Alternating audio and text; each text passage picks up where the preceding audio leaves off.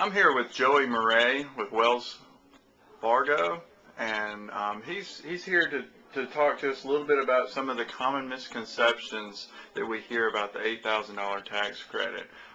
What do you tell your clients typically, Joey?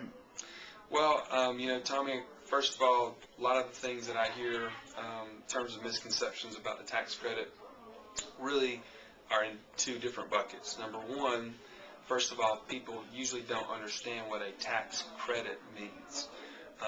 They understand what a deduction means. Deductions are very common. You hear about those all the time.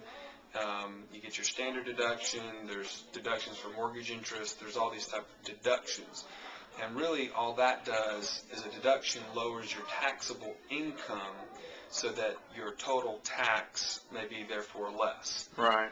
In this case, with the tax credit, where the tax credit is applied is at the end of all the calculations for your income and what your taxes then are.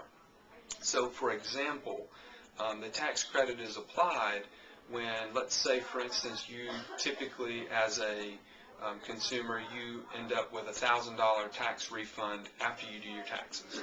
Most people fall into this bucket who are a W-2 employee who work for someone else, not typically self-employed borrowers. Right. So let's say you typically walk away with $1,000 on your tax refund.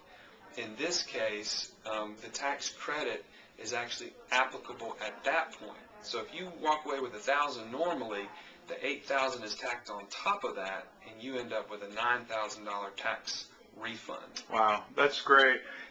I've heard a lot said about next year possibly extending the tax credit into next year, or even increasing the $8,000 to $15,000, $12,000. I've heard a lot of different things.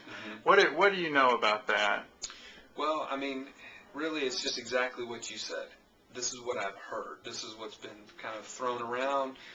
And anybody that is an informed consumer knows that if you take whatever you've read online or just seen on the news or what have you, unless it's been written into legislation such as this $8,000 tax credit, you really don't have any guarantees. Right. At this point, if you're a person who's a first-time home buyer who is considering buying a home, this is the time to do it. So you're saying do not wait? Right. I mean, don't assume anything? Exactly. Why would you put at risk the $8,000 that you know is there and you do qualify for today?